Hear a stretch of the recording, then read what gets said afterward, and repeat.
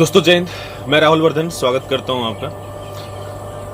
कुछ लोग बार बार बता रहा हूं फिर भी आप बार बार पूछ रहे हो कि सर ज्वाइनिंग के समय पेरेंट्स का डॉक्यूमेंट लगेगा क्या, मम्मी पापा का। ठीक है, तो देखो डॉक्यूमेंट्स नहीं लगता, किसी भी सूरत में नहीं लगेगा। ठीक है, फिर भी आप लेकर जाना वैसे आधार वगैरह, लेकिन लगेगा नहीं। ठीक, पहली बात तो ये।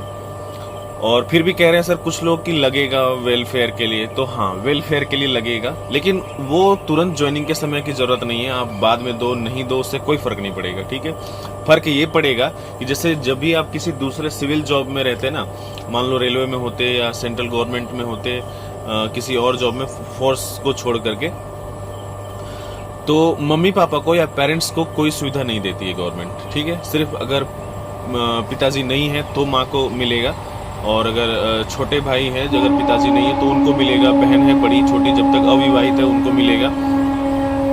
लेकिन फोर्स में क्या है, वो जीवित है पिताजी फिर भी मिलेगा मम्मी पापा दोनों को। ठीक है, पेरेंट्स को।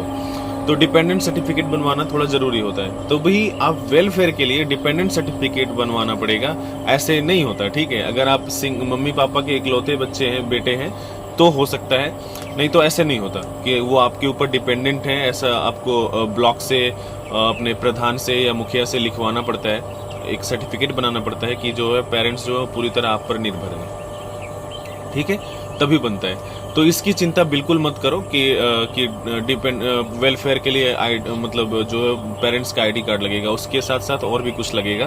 पहले आप ज्वाइन कर लो, पेरेंट्स का कोई पेपर नहीं लगेगा। एक भाई है जो उनके पिताजी का कोई नाम में गड़बड़ है, तो उससे बिल्कुल घबराओ मत। बाद में आधार सुधरवा लेना पिताजी का, अपने डॉक्यूमेंट के हिसाब से बनवा लेना, उससे कोई बहुत ज्यादा फर्क पड़ेगा नहीं। ठीक है, तो ज्यादा घबराने की जरूरत नहीं है। वेलफेयर केस में बाद में आप जोड़ सकते हो, जैसे अभी तक नहीं जोड़ा है मैंने।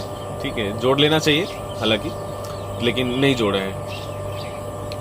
दूसरी बात ये कि कुछ ये कह रहे थे सर, कैंटीन की जो फैसिलिटीज है उसमें क्या मतलब कितना छूट मिलता है। ठीक है, तो देखो जो पैरामिलिट्री है ना, उसमें सिर्फ असम राइफल्स को आर्मी की कैंटीन की सुविधा है, हमारे को नहीं है।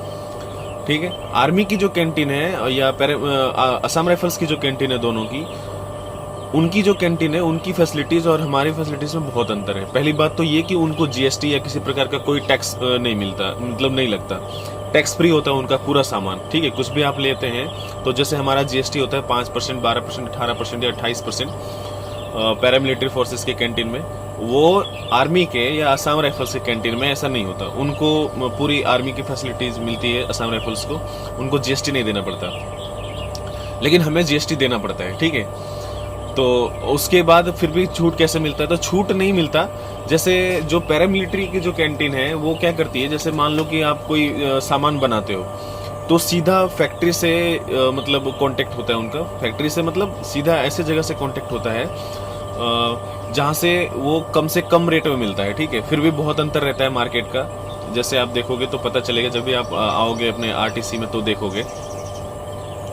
ठीक है, बिल्कुल भी मतलब बहुत ज्यादा अंतर रहता है। जैसे मान लो कि अगर कोई साबुन मान लो अगर 30-35 रुपए का मार्केट में है, तो 20 रुपए या उससे कम में मिलेगा आपको कैंटीन में। ठीक है, तो उसमें जो मिलने के बाद, ठीक है, खरीदने के बाद जो है वो पूरे सामान का जो सीआईएसएफ की कैंटीन है या पैरामिलिट्री की जो कैंटीन है वो 2% पे बेचती है, शायद अभी 1% कर दिया है, तो 2% के प्रॉफिट पे वो बेचती है। जैसे मान लो कोई सामान अगर कंपनी से खरीदा है कैंटीन ने 200 रुपए में या 100 रुपए में, तो जो 100 रुपए का सामान है वो 102 रुपए में आपको मिलेगा।